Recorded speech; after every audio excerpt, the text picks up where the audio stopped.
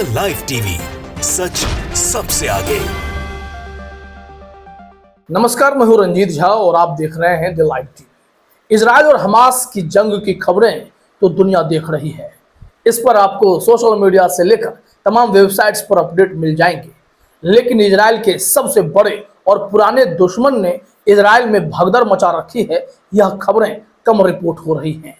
दरअसल 7 अक्टूबर को जब हमास ने इजराइल पर हमला किया था, उसके बाद से ही इजराइल के सबसे बड़े दुश्मन लेबनान ने यानी हिजबुल्लाह ने उनके होश उड़ा रखे हैं। हमास के समर्थन में लेबनान ने जिस तरीके से इजराइल के खिलाफ बड़ा हमला बोला है, उसकी खबरें कम रिपोर्ट होने लगी।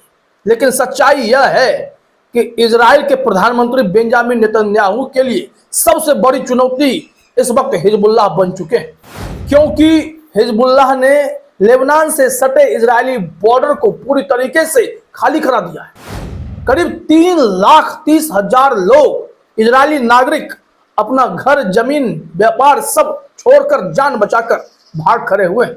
और यह रिपोर्ट किसी और ने नहीं, बीबीसी ने की है।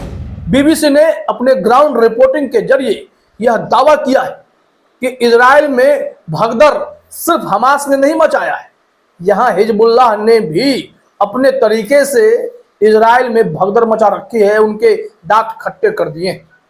अब नेतन्याहू के लिए सबसे बड़ी चुनौती के तौर पर हिजबुल्लाह उभर कर सामने आ चुके हैं।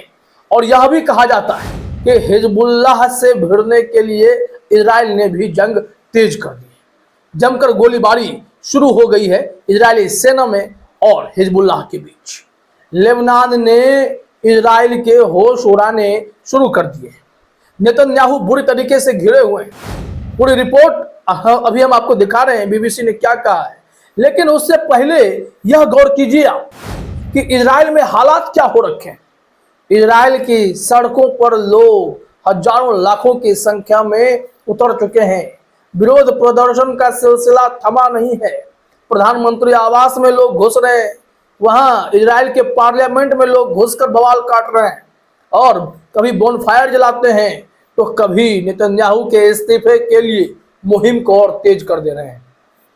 यह जो प्रदर्शन है बीते सप्ताह 10 दिन से काफी तेज हो चला है, क्योंकि इजराइल ने जिस तरीके से युद्ध को बढ़ावा दिया है, अलग अलग मोर्चों पर दुश्मन पालने शुरू कर दिए हैं, इसका असर इजराइल के नागरिकों पर पड़ने लगा।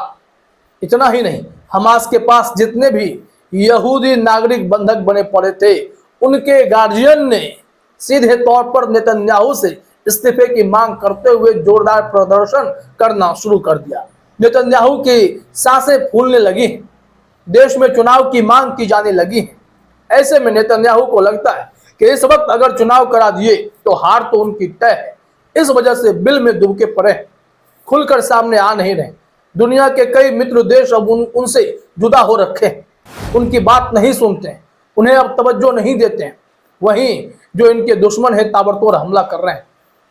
इसी में से हमास के साथ साथ हिजबुल्लाह, जो ईरान समर्थित संगठन है, बहुत ताकतवर है, जिससे इजराइल वाकई में डरता है, उसने इस वक्त इजराइल के होश उड़ा रखे हैं।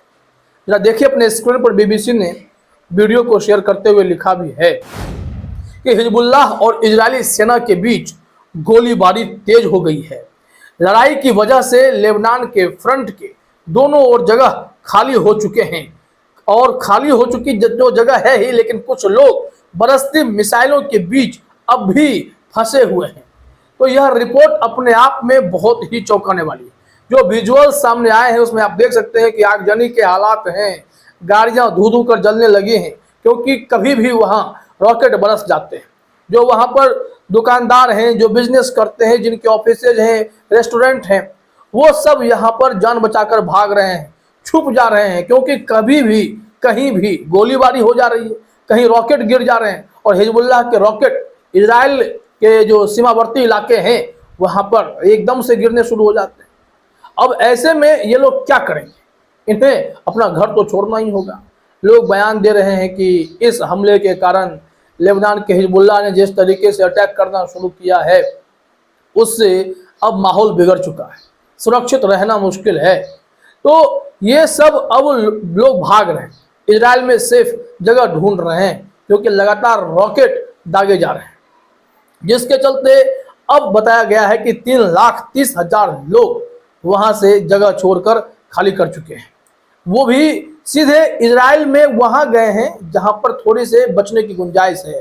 कहा जा रहा है कि दोनों ओर से, लेबनान फ्रंट के तरफ से जितने भी हैं, दोनों तरफ से लोग खाली हुए हैं, लेकिन इजराइल में 3,30,000 लोग यहाँ अब जगह छोड़कर चले गए हैं। जहां उम्मीद नहीं करते हैं वहां भी लोगों ने अब क्या किया है कि जगह खाली करना शुरू किया है, क्योंकि वहां पर भी हमले हो गए। ऐसी उम्मीद इन लोगों को नहीं थी। कहा जा रहा है कि कुछ 100 लोग बस वहां पर बच गए, नहीं तो किरियत शमोना जैसे जो जगह है वहां से 25,000 लोग विस्थापित होकर चले गए। अब यहाँ पर कुछ परिवार जो रह गए हैं वो कह रहे हैं कि हम नहीं जाएंगे, यहीं पर शहीद हो जाएं तो ठीक है, लेकिन कहाँ जाएं, क्या करेंगे, दूसरी जगह जाएंगे तो भूख से मरेंगे। अब इजराइल के प्रधानमंत्री बेंजामिन नेतन्याहू को यह बातें भी समझ नहीं आ रही कि उन्होंने हमास की बातें ना मानकर फिलिस्तीन को अपना गुलाम बनाने का ख्वाब देखना नहीं छोड़ा है। 35,000 से 40,000 निर्दोष लोगों की इजरायली सेना के द्वारा नेतन्याहू ने हत्या करवा दी है, जिसके चलते उन्होंने अपने दुश्मन बढ़ाने शुरू कर दिए। जो इजराइल का इस वक्त दुश्मन है वो सिर्फ हमास ही नहीं है, हिजबुल्लाह सबसे बड़ा और सबसे पुराना दुश्मन है। और भी अगर आप आगे आंकड़े देखेंगे तो आपको पता चलेगा कि यमन ने भी इजराइल के होश उड़ाए हैं। और उससे भी बड़ी बात यह है कि इन तमाम संगठनों को अगर कोई पोषित कर रहा है, ताकत दे रहा है, तो वो ईरान है।